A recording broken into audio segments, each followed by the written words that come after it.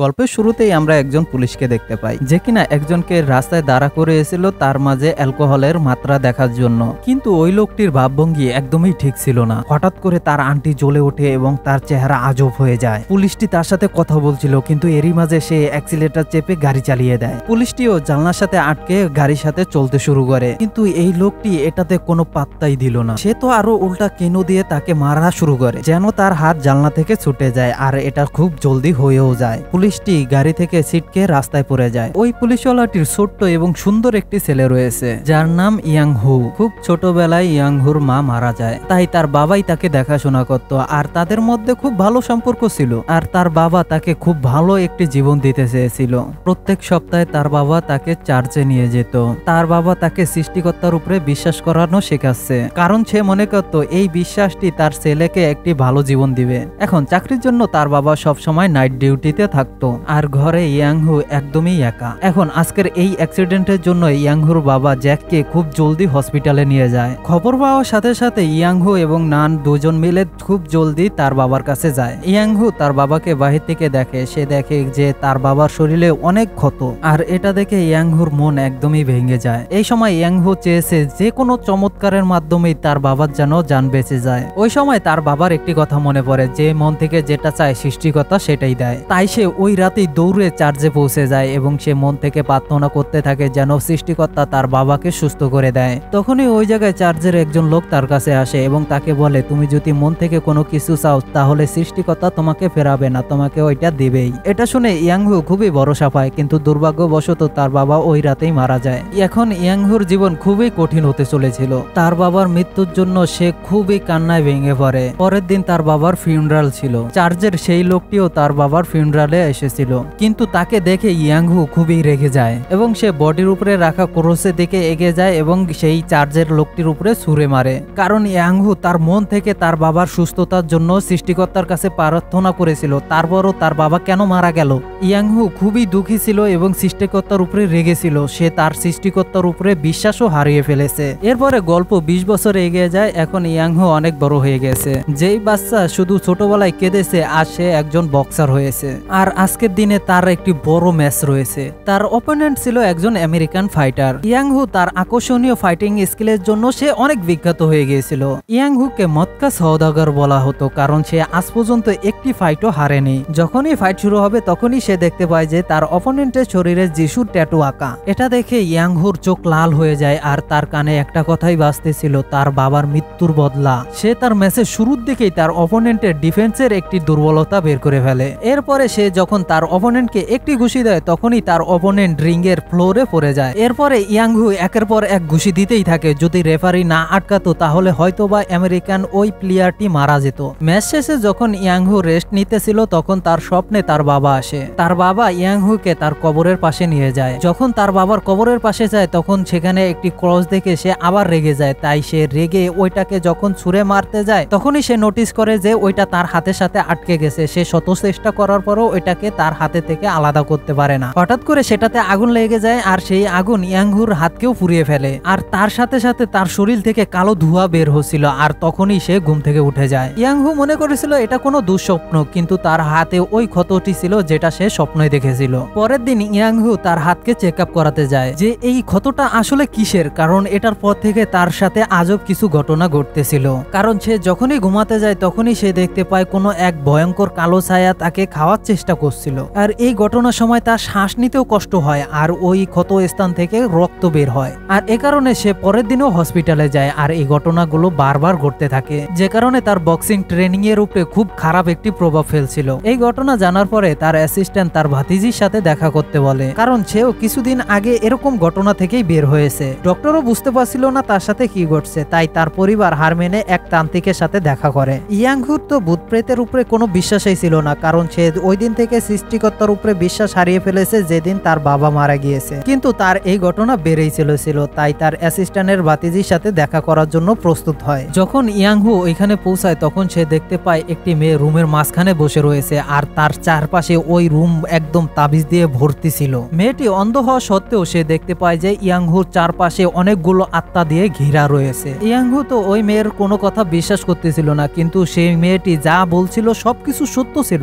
কারণ ইয়াংহু সব সবসময় ভয়ঙ্কর কিছু আওয়াজ শুনতে পাচ্ছিল। মেয়েটি তাকে বলে এটার কারণ হলো তার মন অন্ধকার দিয়ে ভরা, যে কারণে কিছু অশুভ আত্মা তার উপরে ভর করার চেষ্টা করতেছে। এই মেয়েটি এটাও জানতো যে ইয়াংহুর কাছে একটি আন্টি রয়েছে যেটার মাঝে ভালো একটি শক্তি রয়েছে। এটা শুনে ইয়াংহু অবাক হয়ে যায়, কারণ এটা তার বাবার শেষ নিশানা। ইয়াংহুর সেই ক্ষত সম্পর্কে জানতে পেরে মেয়েটি কিছু চাল টেবিলের উপরে রাখে। এরপরে সে মন্ত্রের সাথে একটি বিশেষ জিনিস রাখায় এবং টেবিলে থাবর মারতে থাকে, যার ফলে ওই চালগুলো একটি ক্রসের চিহ্ন আকার ধারণ করে।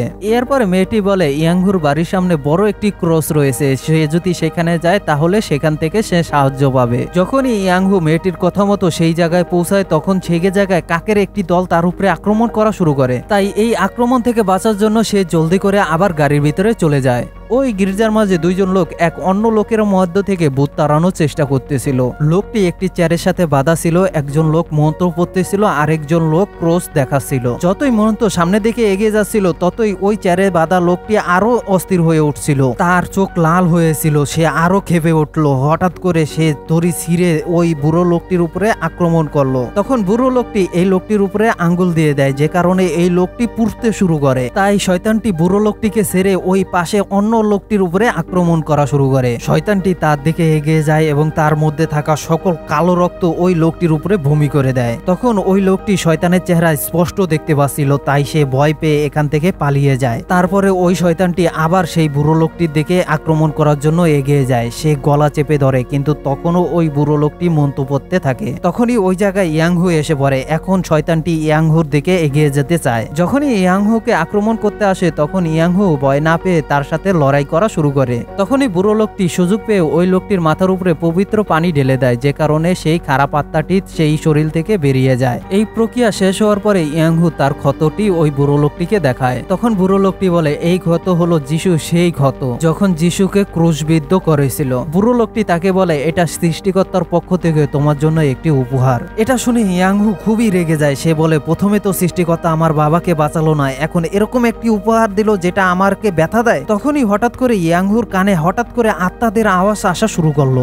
আত্মারা ইয়াংহুকে বলছে এই বুড়ো লোকটিকে মেরে ফেলতে। বুড়ো লোকটি বুঝে যায় কিছু না কিছু গড়বড় রয়েছে, যে কারণে সে মন্ত্র পড়া শুরু করে। যখনই সে মন্ত্র পড়া শুরু করে তখন ইয়াংহুর মাথা হালকা হয়ে যায়। এরপরে বুড়ো লোকটি ইয়াংহুর সাথে তার বাড়িতে যায় পরিস্থিতি বোঝার জন্য। সে একা ইয়াংহুর বেডরুমে চলে যায়, ওইখানে কিছু মন্ত্র পড়ে এবং একটি ক্রস বানায়। তারপরে একটি ক্রসের তাবিজ ইয়াংহু এবং ইয়াংহুর বাবার ছবির পিছনে রাখে। এরপরে ইয়াংহুর বাড়ি থেকে বের হয়ে যায়। যখনই সে বের হয়ে যায় তখনই দেখতে পায় তার অ্যাসিস্ট্যান্ট ওইখানে বসে রয়েছে, যে কিনা তাকে রেখে পালিয়ে গিয়েছিল।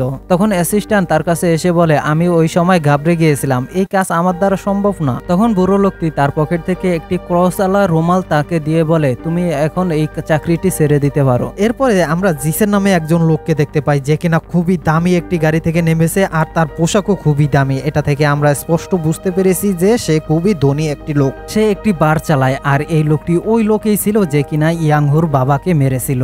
সে এখন একটি গ্যাংস্টারের সাথে মিটিং করতেছে। গ্যাংস্টার তাকে বলে আমি যত টাকা চাই তত টাকা যদি না দাও তাহলে তোমার এই বার এখনই বন্ধ করে দেব, বুঝতে পেরেছো? মিটিং এর পরে জিসেন আন্ডারগ্রাউন্ডে যায় আর সেখানে গিয়ে একটি আজব এবং ভয়ঙ্কর পোশাক পরে। টেবিলের উপরে একটি হাট ছিল আর একটি স্টানে শয়তানের মূর্তি টানানো ছিল। সে তার হাত কেটে ওই রক্ত ওই হাটের উপরে ফেলে। তারপরে জিসেন জাদুটোনা শুরু করে। সে শয়তানের কাছে তার দুশ্মনের হাট চায়। তখনই টেবিলে পড়া সেই হাটটি নড়তে শুরু করে। এটা আসলে ওই গ্যাংস্টারের হাটের সাথে কানেক্ট হয়ে গিয়েছিল। যখনই জিসেন ওই হাটটির উপরে চাকু মারে তখনই তার ওই গ্যাংস্টার দুশ্মনটি মারা যায়। এরপরে ওই হাটটি শয়তানের উদ্দেশ্যে উৎসর্গ করে। এটার জন্য শয়তান তাকে একটি উপহার দেয়। তার মাথার পাকা চুলগুলো কালো হয়ে যায় এবং তার হাতের ক্ষতও ঠিক হয়ে যায়। আর এটাই সেই কারণ যে কারণে ইয়াংহুর বাবার মৃত্যুর 20 বছর হয়ে গেলেও সে এখনো সেই আগের মতোই যুবক। অপরদিকে ইয়াংহুর সাথে সেই আগের ঘটনাগুলো ঘটতেই থাকে। তাই ইয়াংহু সেই বুড়ো লোকটির সাথে আবার দেখা করতে যায়। ওই বুড়ো লোকটি তাকে একটি জিনিস দেয় আর বলে এই জিনিসটা তোমার সাথে যতক্ষণ থাকবে ততক্ষণ পর্যন্ত সৃষ্টিকর্তা তোমাকে বাঁচাবে। কিন্তু ইয়াংহু এখনো সৃষ্টিকর্তার উপরে ভরসা করে না, তারপরও ওই জিনিসটা তার কাছে রেখে দেয়। এরপরে ইয়াংহু ওই বুড়ো লোকটিকে কাজের স্থানে ছাড়ার জন্য অফার দেয়। তখন সেই বুড়ো লোকটি তার সাথে যায়। দুইজনে গল্প করা শুরু করে। তখন বুড়ো লোকটি বলে যে আমার লগে যেই অ্যাসিস্ট্যান্ট ছিল সে কাজ ছেড়ে দিয়েছে, কারণ সে সেদিন খুব বেশি ভয় পেয়ে গেছিল। আর এখন আমি বুড়ো হয়ে গেছি, জানি না এখন আমি কিভাবে আমার কাজটি সম্পূর্ণ করব। এরপরে ইয়াংহু দেখতে পায় যে সে একটি ঘরের মধ্যে যাচ্ছে কারো উপর থেকে ভূত তাড়ানোর জন্য, আর তাকে দেখে তার বাবার কথা মনে পড়ে যায়। আর জানি না কেন সে ওই বুড়ো লোকটিকে সাহায্য করতে যায়। যখন তারা ঘরে পৌঁছায় তখন একটি মহিলাকে দেখতে পায় যে কিনা খুবই ঘাবড়ে রয়েছে। এখন তারা তিনজনেই একটি দরজার সামনে এসে দাঁড়ায়, আর ওই বুড়ো লোকটি দরজার উপরে একটি ক্রস চিহ্ন এঁকে দেয়। এর ফলে কোনো শয়তান এই ক্রস চিহ্নর বাইরে বেরোতে পারবে না। যখন তারা ঘরে পৌঁছায় তখন তারা দেখতে পায় একটি মেয়ে বিছনার উপরে বসে রয়েছে, আর তাকে দেখতে একদমই সুস্থ মনে হচ্ছে। মেয়েটি বলে, আমি তো একদমই সুস্থ, কিন্তু আমার মার শরীর একদমই ভালো না, সে আমাকে মেরে এই ঘরে আটকে রেখেছে। তখন ওই বুড়ো লোকটি মেয়েটির কপালে করজ ধরে, কিন্তু এতে মেয়েটির কিছুই হয় না। এর জন্য সে এক পলকের জন্য মেনেই নিয়েছে যে মেয়েটি ঠিক কথাই বলছে,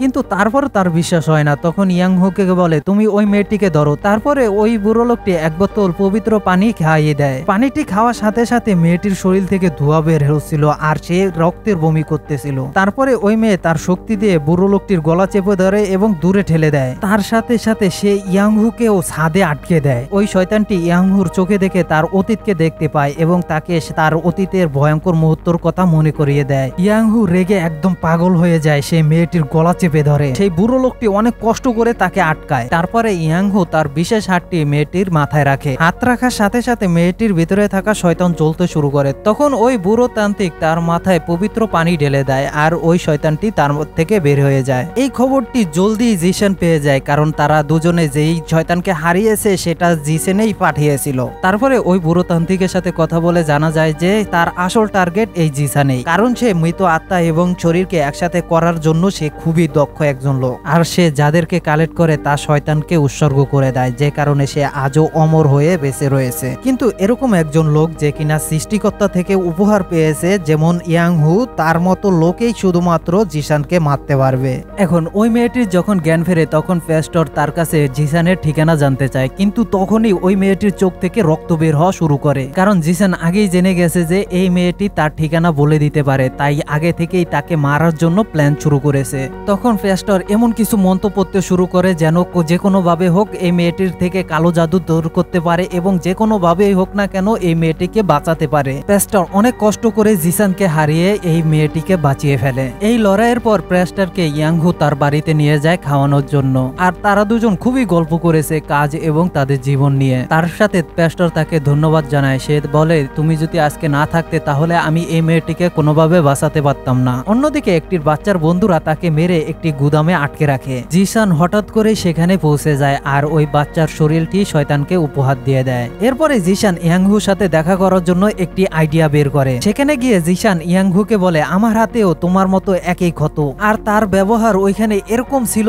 যে কারণে এই মায়া চলে আসবে। সে ইয়াংহুকে আরো বলে, ওই পেস্টর তোমার শক্তিকে খারাপ ভাবে ব্যবহার করবে, যে কারণে তোমার এই হাতের ক্ষত আরো বেড়ে যাবে। যেই বাচ্চাটিকে জিসান শয়তানের উদ্দেশ্যে উৎসর্গ করেছিল এখন সেই বাচ্চাটি সকলকে ভয় দেখাচ্ছে। এখন এই খবর যখন পেস্টরের কাছে পৌঁছায় তখন পেস্টর সাহায্যের জন্য ইয়াংহুর কাছে ফোন দেয় যেন ওই বাচ্চাটিকে তারা দুজন মিলে বাঁচাতে পারে। কিন্তু ইয়াংহুর উপরে জিসানের সেই কথাগুলোর প্রভাব পড়েছে, আর এ কারণে সে পেস্টরের ফোন রিসিভই করেনি। তাই কোনো রাস্তা না পেয়ে একাই পেস্টর সেইখানে চলে যায়। এরপরে ইয়াংহু তার ম্যানেজারের কাছে চায়না গিয়েছে পরবর্তী টুর্নামেন্টের সম্পর্কে কথা বলতে। অন্যদিকে যখন পেস্টর ওইখানে পৌঁছায় তখন সাথে সাথে পেস্টরের আন্টি ওই বাচ্চাটির মুখে দিয়ে দেয়, যে কারণে সে বেহুশ হয়ে যায়। কিন্তু কিছুক্ষণ পরেই তার মধ্যে থাকা শয়তানটি আবার জেগে ওঠে এবং তার অবস্থা থেকে বোঝা যাচ্ছে যে তার মধ্যে একটা না কয়েকটা শয়তান ভর করেছে। এরপরে সিন শিফট হয়ে যায়, আমরা ইয়াংহুকে দেখতে পাই। সেখানে ইয়াংহুর কাছে একটি ওয়েটার কিছু সফট ড্রিঙ্ক এনেছে এবং তার হাতে ক্রস চিহ্ন দেখে ইয়াংহুর পেস্টরকে নিয়ে খুবই চিন্তা হচ্ছিল। তাই সে মিটিং মাঝখান থেকেই বাদ দিয়ে পেস্টরকে খুঁজতে বের হয়ে যায়। অন্যদিকে পেস্টরের এই বাচ্চাটির ভিতরে থাকা এতগুলো শয়তানের সাথে লড়াই করতে খুবই কষ্ট হচ্ছিল। পেস্টরের শক্তি ধীরে ধীরে কমে যাচ্ছিল, কিন্তু তারপরও সে এক এক করে এই শয়তানগুলো তাড়াচ্ছিল। কিন্তু তৃতীয় শয়তানের কাছে পৌঁছানোর আগেই পেস্টরের সকল শক্তি শেষ হয়ে যায়, যে কারণে শয়তান জোরে ধাক্কা দিয়ে পেস্টরকে পিছনে ফেলে দেয় এবং তাকে একের পর এক মারতে শুরু করে। কিন্তু একজন নান ক্রস দেখিয়ে পেস্টরকে কোনোভাবে ওই শয়তানের হাত থেকে বাঁচায়। ওই শয়তানটি তো প্রথমে পালানোর নাটক করে, কিন্তু তারপরেই ওই নানের উপরে গলা চেপে ধরে। কিন্তু তখনই ইয়াংহু এখানে এসে পড়ে আর তার উপহার পাওয়া সেই হাতটি বাচ্চার মাথার উপরে রেখে যখন পবিত্র পানি তার মাথার উপরে ঢেলে দেয় তখনই ওই বাচ্চাটির ভেতরে থাকা সকল খারাপ আত্মাগুলো একের পর এক বের হয়ে যায়। এরপরে এই লড়াইয়ের পরে যখন পেস্টর এবং ইয়াংহু একসাথে যায় তখন ইয়াংহু তাকে বলে যে এখন আমার ওই ক্রস দেখে আর খারাপ লাগে না। ওই রাতেই জিশান কালা জাদু করে এবং নরক থেকে একটি কুকুর পাঠায় ওই বাচ্চাটির কাছে এবং সেই কুকুরটি বাচ্চাটিকে টুকরো টুকরো করে ফেলে। যখন সেই টুকরোগুলো জিশান শয়তানের উদ্দেশ্যে উৎসর্গ করে তখন শয়তান খুশি হয়ে তাকে একটি দাঁত উপহার দেয়। বাচ্চার মৃত্যুর খবর পাওয়ার সাথে সাথে ইয়াংহু এবং পেস্টার খুব জলদি করে মর্গে পৌঁছে যায়। যখন পেস্টার বাচ্চাটিকে দেখে তখন বাচ্চাটির আত্মার শান্তির জন্য পেস্টার প্রার্থনা করতে শুরু করে আর তখনই মর্গের লাইট জ্বলতে নিভতে শুরু করে। এই লাইট জ্বলা নেবার মধ্যেই ইয়াংহু দেখতে পায় যে জিশান তাদের জন্য বাইরে অপেক্ষা করতেছে। রাগে ইয়াংহু জিশানের পিছনে দৌড়াতে শুরু করে আর পেস্টার এই মর্গে একা ওই বাচ্চাটির সাথে থেকে যায়। হঠাৎ বাচ্চাটির লাশ যেই ব্যাগের ভিতরে রয়েছিল সেই ব্যাগের থেকে সাহায্যের জন্য চিৎকার করে উঠছিল।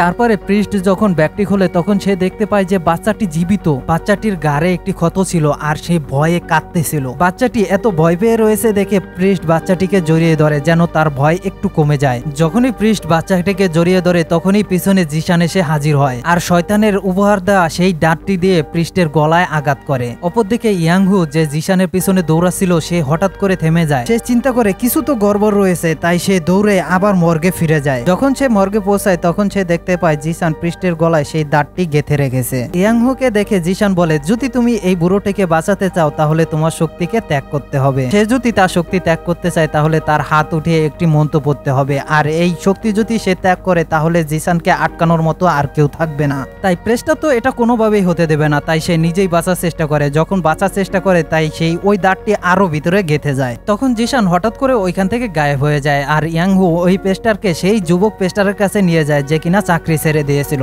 সেই যুবক পেস্টার ক্ষত স্থানে পবিত্র পানি দিয়ে একের পর এক মন্ত্র পড়তে শুরু করে আর ক্রস চিহ্ন দিতে থাকে। অন্যদিকে ইয়াংহু একাই চার্জে গিয়েছে, একদম সেরকম ভাবে যেরকম ভাবে সে তার বাবার জন্য গিয়েছিল। পার্থক্য শুধুমাত্র এটা ছিল যে এবার সে প্রিস্টের জন্য গিয়েছিল, কারণ সে চায় না যেভাবে সে তার পিতাকে হারিয়েছে এখন এই বুড়ো প্রিস্টকে হারাতে। এবার একদম চমৎকারের মতো প্রিস্টের জ্ঞান ফিরে যায়। প্রিস্ট জ্ঞানে ফিরে তার আন্টি ইয়াংহুকে দেয় আর ইয়াংহু ডিসাইড করে এবার সে একা জিশানকে খুঁজতে বের হবে। ওইখান থেকে যাওয়ার সময় যুবক প্রিস্ট ইয়াংহুকে একটি পোশাক দেয় যেটা পরে শয়তানের সাথে লড়াই করলে তার শক্তি আরো বেড়ে যাবে। ইয়াংহু সেই পোশাকটি পরে সেই মেয়েটির বাসায় যায় যে মেয়েটিকে ইয়াংহু এবং সেই পেস্টার বাঁচিয়েছিল। সে ওই মেয়েটির কাছে জিশানের ঠিকানা জানার জন্য গিয়েছিল। যে ঠিকানা জানার পরেই সে একাই সেই বারে চলে যায়। যখনই সে ওই বারে পৌঁছায় তখনই জিশানের পোশাক গুন্ডারা তার উপরে আক্রমণ শুরু করে। জিশান তো ছিল কখনো হার না মানা ফাইটার, কিন্তু এই গুন্ডারা না ক্লান্ত হয় না কোনো ব্যথা পায়। যতই তাদেরকে মারুক না কেন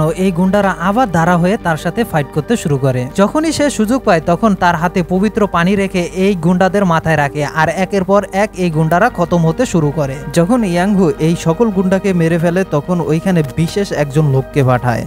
তাকে বিশেষভাবে এজন্য পাঠায় যেন ইয়াংহুর সময় নষ্ট করতে পারে আর ওই সময় জিশান শয়তানের পূজা করে তার শক্তি যেন আরো বৃদ্ধি করতে পারে। ওই লোকটিকে হারানো খুবই কষ্ট ছিল, কিন্তু ইয়াংহু অনেক কষ্ট করে তার সেই পবিত্র হাত দিয়ে যখন তার মাথায় রাখে তখন সেও মারা যায়। এইদিকে জিশানেরও পূজা কমপ্লিট হয়েছে। তার সেই উপহার পাওয়া দাঁত সে নিজের পেটেই ঢুকিয়ে দেয় এবং সে ওই পানির ভিতরে পড়ে যায়, কারণ এখানে জিশান নিজেকেই শয়তানের উদ্দেশ্যে উৎসর্গ করেছে আর তাকে শয়তান একটি নতুন রূপে এবং ভয়ঙ্কর রূপে ফেরত দিয়েছে। এখন তাকে এমন দেখা যাচ্ছে যেন সে নিজেই একটা শয়তান আর কোনো কিছু না বলেই দুইজনে একের উপরে হামলা করে বসে। কিন্তু এই শরীরটা এখন এরকম হয়ে গেছে যে ইয়াংহু তার পবিত্র হাত দিয়েও যখন ছয় তার মাত্র শুধুমাত্র একটু জল হয়ে এছাড়া আর কিছুই হয় না। ইয়াংহু খুব বাজেভাবে মার খাচ্ছিল আর হঠাৎ করে পিছন থেকে শয়তানের তার উপরে কামড় দিয়ে বসে আর সাথে সাথে ইয়াংহু নিচে মাটিতে লুটিয়ে পড়ে এবং বেহুশ হয়ে যায়। বেহুশ অবস্থায় ইয়াংহু একটি আজব জায়গায় পৌঁছে যায় আর ওই জায়গায় তার বাবাকেও সে দেখতে পায়।